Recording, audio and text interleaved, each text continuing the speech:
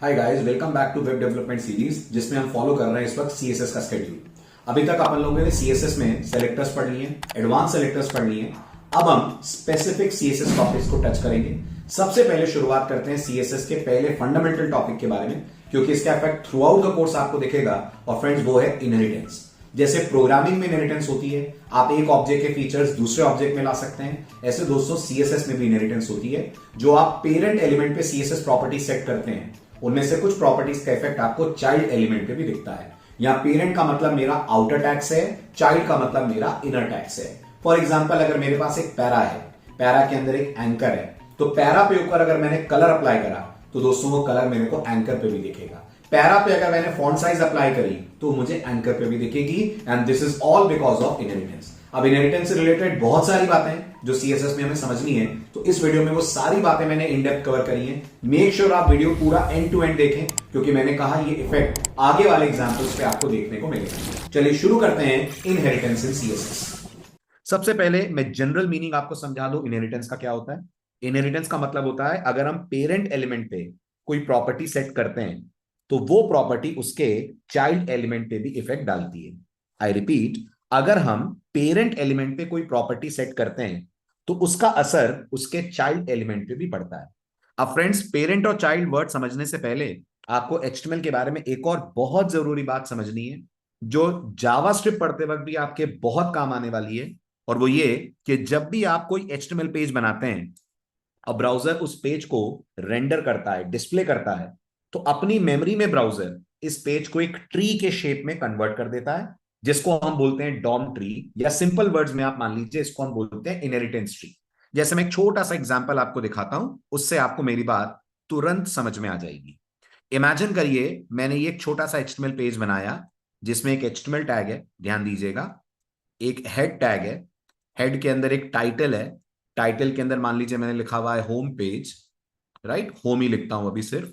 ये टाइटल बंद करा मैंने, ये मैंने हेड बंद करा, मैंने बॉडी टैग लिखा, बॉडी के अंदर मैंने एक पैरा लिखा, पैरा में मैंने हेलो लिखा, पैरा बंद करा, बॉडी को बंद करा, और ये मैंने बंद करा फ्रेंड्स एचटीएम, है ना। अब हम लोगों के लिए एक सिंपल सा एचटीएमएल पेज है ना, लेकिन ये जितने भी आपको टैग्स दिख रहे हैं ना, ये जितने भी आपको एलिमेंट या टेक्स्ट दिख रहा है ना, ब्राउजर इन सबको अपनी मेमोरी में एक ट्री के शेप में, एक ट्री के फॉर्म में क्रिएट करेगा।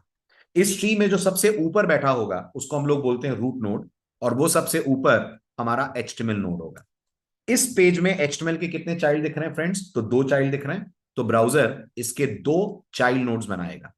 एक चाइल्ड नोड का नाम हेड रखेगा, दूसरे चाइल्ड नोड का नाम बॉडी रखेगा। समझिएगा इस डायग्राम को, राइट। इससे आपको इनहेरिटेंस यहां भी, और जब आप जावास्क्रिप्ट में डॉम प्रोग्रामिंग करेंगे वो भी बहुत इजीली समझ में आ जाएगा।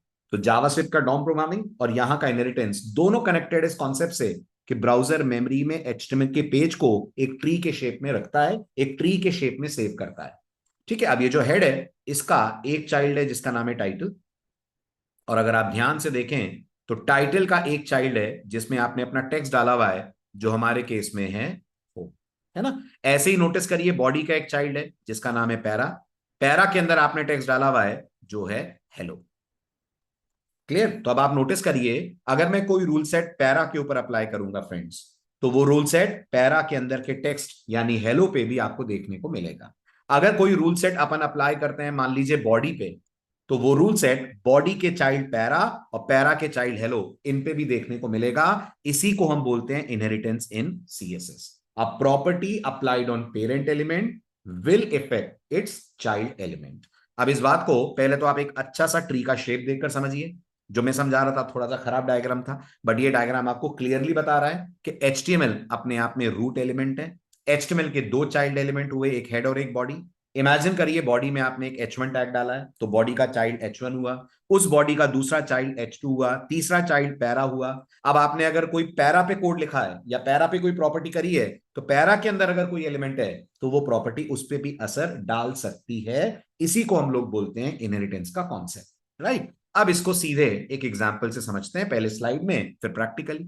आप स्लाइड में आप चेक करिए, नोटिस करिए इस एग्जाम्पल में मेरे पास फ्रेंड्स एक H1 टैग है, H1 टैग के अंदर मेरे पास एक EM टैग है। EM आपको याद होगा टेक्स्ट को इटैलिक करने का काम करता है, जिसको हम बोलते हैं एम्फेसाइज। अब नोटिस करिए H1 के ऊपर जो मैंने स्टाइलिंग करी है, मैंने बोला है मुझे H1 का कलर ब्लू चाहिए। तो नोटिस करिए दिस इज अ, ये टेक्स्ट तो ब्लू आना ही चाहिए क्योंकि ये H1 का पार्ट है। बट क्या आप नोटिस कर रहे हैं जो टेस्ट वर्ड है उसका भी कलर ब्लू आ रहा है। क्यों आ रहा है टेस्ट वर्ड का कलर ब्लू? क्योंकि टेस्ट पार्ट है ईएम का, ईएम खुद पार्ट है H1 का, और H1 पे अप्लाई करी गई प्रॉपर्टीज ईएम के ऊपर अप्लाई होंगी। बिकॉज कलर कैसी प्रॉपर्टी है फ्रेंड्स? कलर एक इनहेरिटेबल प्रॉपर्टी है। जब मैं कह रहा हूं इनहेरिटेबल है, इसका मतलब colour applied on parent will show its effect on child element. यही आपको इस पेज के आउटपुट को देखकर समझ में आ रहा होगा, right? Let's have a practical application of this. तो नोटिस करिए ये वो एग्जांपल जो आपने अभी भी स्लाइड पे समझा। मेरे पास H1 है, H1 पे मैंने एक कलर सेट करा हुआ है ब्लू। भले ही वो कलर H1 पे सेट है, लेकिन वो कलर इस पे तो आएगा ही आएगा, इस पे भी आएगा, क्योंकि EM is child element of H1। Let's run the code and see the output. Page run कीजिए एंड सी फॉर योरसेल्फ किस किस का कलर ब्लू आ रहा है। तो नोटिस कर पा रहे होंगे आप, H1 का तो कलर ब्लू आ ही रहा है, H1 के साथ टेस्ट वर्ड का कलर भी ब्लू आ रहा है, right? Let's have one more example, example और देखते हैं। Example number 2। चेक करिए, अब की बार मैंने H1 पे कलर के साथ साथ फॉन्ट साइज को भी सेट करा हुआ है। इसका मतलब खाली H1 का फॉन्ट 20 पिक्सल नहीं होगा, बल्कि EM का फॉन्ट भी आपको दिखेगा 20 पिक्सल्स का। कैसे? रन कीजिए।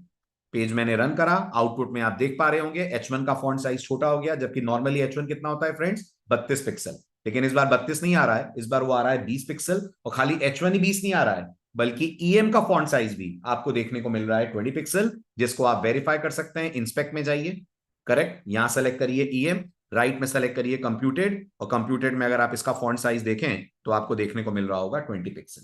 क्यों मिल रहा है? क्योंकि font size is an inherited property. I hope basic concept आपको इनहेरिटेंस का समझ में आया होगा। इनहेरिटेंस वो कॉन्सेप्ट है जो हमको ये सिखाता है कि आप पेरेंट पे अगर कुछ अप्लाई करोगे तो वो चाइल्ड पे भी अपना असर दिखा सकता है। अब आपको लग रहा होगा सर आप दिखा सकता है क्यों बोल रहे हैं, ये क्यों नहीं बोल रहे हैं कि दिखाएगा ही दिखाएगा? तो फ्रेंड्स इसका जवाब अगली स्लाइड में आपको मिलेगा, पढ़िए ध्यान से। स्लाइड कह रही है हर सीएसएस प्रॉपर्टी इनहेरिटेबल नहीं होती है। ऐसा नहीं है कि आप पेरेंट पे जो भी लगाएंगे वो आपको चाइल्ड पे अप्लाई होता हुआ दिखेगा।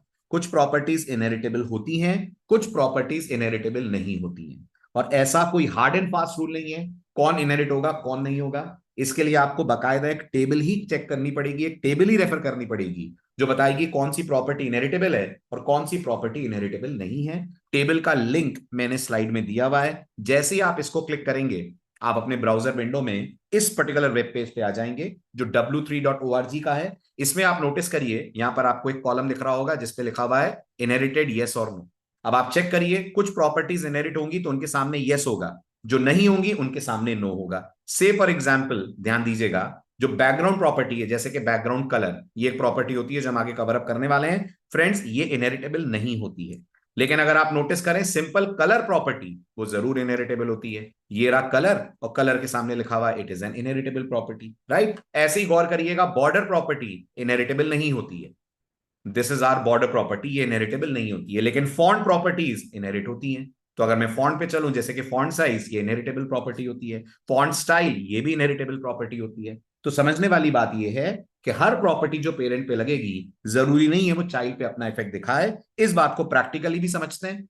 Let's go for an example. जैसा आपने देखा टेबल में, बॉर्डर इनहेरिटेबल प्रॉपर्टी नहीं है, बॉर्डर को आप इनहेरिट नहीं कर सकते, राइट? तो अब आप नोटिस करिए मैंने H1 के ऊपर एक बॉर्डर भी अप्लाई करा हुआ है, जिसमें बॉर्डर मैंने सॉलिड दिया। बॉर्डर मतलब चारों तरफ एक लाइन ड्रॉ होकर आ जाएगी। तो मैंने बॉर्डर दिया है सॉलिड, बॉर्डर का साइज दिया है 2 पिक्सल, और बॉर्डर का कलर दिया है मैंने पेल वॉयलेट रेड। अब आप ध्यान से देखिए आउटपुट तो आपको नजर आएगा, H1 के चारों तरफ आपको बॉर्डर देखने को मिलेगा, लेकिन जो EM है उस पर कोई अलग से बॉर्डर आपको नहीं दिख रहा है। हो सकता है आपको ऐसा लग रहा हो सर बॉर्डर आ तो रहा है, EM पे भी तो बॉर्डर आ रहा है। वो EM पे नहीं आ रहा है फ्रेंड्स, वो बॉर्डर आ रहा है H1 पे। अगर बॉर्डर EM पे आ रहा होता तो गेस करिए आपको आउटपुट EM के लिए अलग से ऐसा बॉर्डर लगाकर ब्राउजर दिखाता, लेकिन ऐसा तो नहीं दिखा रहा ना। क्यों? क्योंकि border is non inheritable property. इसी तरह से गौर करिएगा, जो बैकग्राउंड कलर होता है वो भी इनहेरिट नहीं होता है, राइट? तो इसका मतलब अगर मैं इस वेब पेज में आकर एक बैकग्राउंड कलर सेट कर दूं, से फॉर एग्जाम्पल मैंने बैकग्राउंड कलर सेट कर दिया, क्या कर दूं, ग्रीन कर दूं। चलिए मैंने बैकग्राउंड कलर H1 का ग्रीन सेट कर दिया। अब आप अगर अपना वेब पेज का आउटपुट चेक करेंगे तो नोटिस करिएगा H1 का कलर आपको ग्रीन मिलेगा, लेकिन ईएम पे ये कलर अप्लाइड नहीं है। लग रहा होगा ना सर आप क्या बात कर रहे हैं, ईएम पे भी तो अप्लाइड है, ईएम का भी तो बैकग्राउंड ग्रीन दिख रहा है। एक्चुअल में फ्रेंड्स वो ग्रीन इसलिए दिख रहा है क्योंकि जो बैकग्राउंड कलर है वो बाय डिफॉल्ट ट्रांसपेरेंट होता है। जो बैकग्राउंड प्रॉपर्टी होती है ना वो ट्रांसपेरेंट होती है। तो एक्चुअल में जो ईएम का बैकग्राउंड कलर है ना वो ट्रांसपेरेंट है, और ट्रांसपेरेंट होने के कारण ईएम का जो पेरेंट है कौन है, H1, उसके कलर की छाया इफेक्ट आपको ईएम के ऊपर देखने को मिल रही है। कुछ वैसा ही जैसा स्प्राइट के साथ होता है। स्प्राइट का अपना कलर क्या होता है, व्हाइट, लेकिन स्प्राइट जब ग्रीन कलर की बॉटल में आप डाल के देखते हैं तो स्प्राइट बाहर से ग्रीन लगती है। करेक्ट। तो हाँ, बॉटल क्या हो गई, या बॉटल पेरेंट हो गई, स्प्राइट क्या हो गई, चाइल्ड हो गई। स्प्राइट का अपना कलर व्हाइट है, ट्रांसपेरेंट, लेकिन उस पर ग्रीन का इफेक्ट पड़ रहा है क्योंकि वो उस ग्रीन कलर की बॉटल के अंदर है। सेम चीज यहां पर हो रहा है। आपको H1 का बैकग्राउंड कलर ईएम पे दिख रहा होगा, अप्लाई होता होगा, बट एक्चुअल में वो नहीं है क्योंकि बैकग्राउंड कलर अपने आप में ट्रांसपेरेंट होता है, वो इनहेरिटेबल नहीं होता है। राइट। तो coming back to the main point, not every property in CSS is inheritable. कुछ प्रॉपर्टीज इनहेरिट होती हैं, कुछ नहीं होती। अब बात आती है सीएसएस के एक इंपॉर्टेंट कीवर्ड की, जो आपको बहुत कम लैंग्वेजेस में देखने को मिलता है बट सीएसएस के अंदर है। और फ्रेंड्स वो बहुत इंपॉर्टेंट कीवर्ड होता है इनहेरिट कीवर्ड। इनहेरिट कीवर्ड क्या कहता है, इनहेरिट कीवर्ड ये कहता है कि अगर कोई प्रॉपर्टी इनहेरिट नहीं हो रही है, आप कहोगे तो ब्राउजर आपके लिए उसे चाइल्ड में इनहेरिट कर देगा। यानी जो आपने पेरेंट पे सेटिंग अप्लाई करी है, अगर आपको लग रहा है कि वो सेटिंग मेरे को चाइल्ड पे भी चाहिए और वो बाय डिफॉल्ट नहीं आ रही है, तो आप उसको फोर्सिबली इनहेरिट करवा सकते हो इस कीवर्ड की मदद से, जिसका सीएसएस में नाम होता है इनहेरिट। अपन अपने पिछले ही एग्जांपल पे रिविजिट करते हैं। ठीक है, थोड़ी देर के लिए मैं कलर हटा रहा हूं ताकि आप आउटपुट को क्लियरली समझ पाए। अब एक बार फिर मैं याद दिला दूं, बॉर्डर प्रॉपर्टी इनहेरिट नहीं होती है ना, बट मैं चाहता हूं इनहेरिट हो। तो मैं क्या करूंगा, मैं इस पार्ट को कुछ ऐसे लिखूंगा, ईएम बॉर्डर कोलन इनहेरिट। क्या मतलब है इसका, मुझे ईएम पे वही बॉर्डर चाहिए जैसा बॉर्डर आ रहा है ईएम के पेरेंट पे। तो अब आप देखिएगा आपको दो बॉर्डर दिखेंगे, एक बॉर्डर पूरे H1 को सराउंड करेगा और बिल्कुल वैसा ही एक बॉर्डर पूरे ईएम को चारों तरफ से सराउंड करेगा। चेक करिए अब इस वेब पेज के आउटपुट। मैंने रन करा पेज, नोटिस करिए आउटपुट स्क्रीन पे आप देख पा रहे होंगे, आपको H1 पे तो बॉर्डर दिख ही रहा है ना। गौर से देखिए ईएम के भी चारों तरफ आपको देखने को मिल रहा होगा एक border. This is the power of the keyword that is called as inherit, कि जो इनहेरिट नहीं भी हो रहा है आप उसको सीएसएस में इनहेरिट कर पा रहे हैं। राइट। ठीक है, अब एक और इंपॉर्टेंट पॉइंट, बस उस पर फिर ये लेक्चर में फिनिश करता हूं। और वो इंपॉर्टेंट पॉइंट ये होता है कि अगर आपको लगता है कि आपको पेरेंट से आने वाली वैल्यू को अपने लेवल पे चेंज करना है या अपने लेवल पे रिप्लेस करना है, जिसे हम प्रोग्रामिंग में जनरली बोलते हैं ओवरराइड करना है, तो फ्रेंड्स आप दोबारा से इस प्रॉपर्टी को चाइल्ड एलिमेंट पे कोड कर सकते हैं। जैसे नोटिस करिए यहां बैकग्राउंड कलर येलो सेट करा हुआ है, ट्रांसपेरेंट होने के कारण येलो का असर ईएम पे दिखेगा। मैं चाहता हूं नहीं, ईएम का अपना अलग कलर दिखे, तो मैं दोबारा से बैकग्राउंड कलर ईएम पे कोड कर सकता हूं। तो मेरे इस ईएम का बैकग्राउंड कलर अब हो जाएगा क्रिम्सन। ऐसे ही नोटिस करिए जो मैंने ऊपर लिखा हुआ है फॉन्ट साइज 20 पिक्सल, है ना। मैं चाहता हूं जो ईएम का फॉन्ट साइज है वो 20 पिक्सल की जगह कुछ और सेट हो जाए। क्या सेट कर दूं, थोड़ा बड़ा सेट कर दूं ताकि आप इजीली नोटिस कर पाए। तो मैंने कहा फॉन्ट साइज 30 पिक्सल्स। तो अब आप नोटिस करिएगा आपके वेब पेज का आउटपुट कैसा डिफरेंट सा दिखेगा।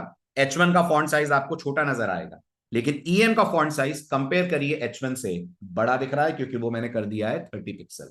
तो प्रोग्रामिंग के वर्ड्स में मैंने क्या कर दिया, मैंने वैल्यू को ओवरराइड कर दिया। ऐसे ही गौर करिए H1 का फॉन्ट कलर ब्लू आ रहा है ना, मैं ईएम का फॉन्ट कलर अपनी तरफ से कुछ और कर देता हूं। तो मैंने कह दिया जी मुझे ईएम का फॉन्ट कलर चाहिए बिस्क। करेक्ट। तो अब आप नोटिस करिए कुछ ब्राउनिश सा इफेक्ट आपको ईएम के फॉन्ट कलर पे दिख जाएगा, जबकि बाकी पूरे H1 का कलर आपको नजर आएगा अपनी तरफ से ब्लू। ये आपको नजर आ रहा होगा बिस्क, क्यों, क्योंकि अपन ने फॉन्ट कलर को कर दिया है change. This is the power of this feature, जो आपको ये अलाउ करता है कि पेरेंट पे अगर कोई प्रॉपर्टी सेट है तो while applying the same property on child आप उसकी वैल्यू को कर सकते हैं चेंज। प्रोग्रामिंग होती तो मैं इसको बोलता ओवरराइडिंग, या हम सिंपल बोल सकते हैं रिप्लेस। राइट। तो आप इस इनहेरिटेंस के फीचर को अच्छे से समझिएगा, क्योंकि आगे चलकर बहुत सारे कोड्स हम ऐसे लिखेंगे जहां इनहेरिटेंस अपना असर दिखा रही हो। आई होप आपको ये वीडियो समझ में आया होगा, टॉपिक समझ में आया होगा। मिलते हैं ऐसे ही एक इंटरेस्टिंग टॉपिक के साथ अगले वीडियो में। Thank you so much for all the love and support. Keep loving us, keep sharing the videos.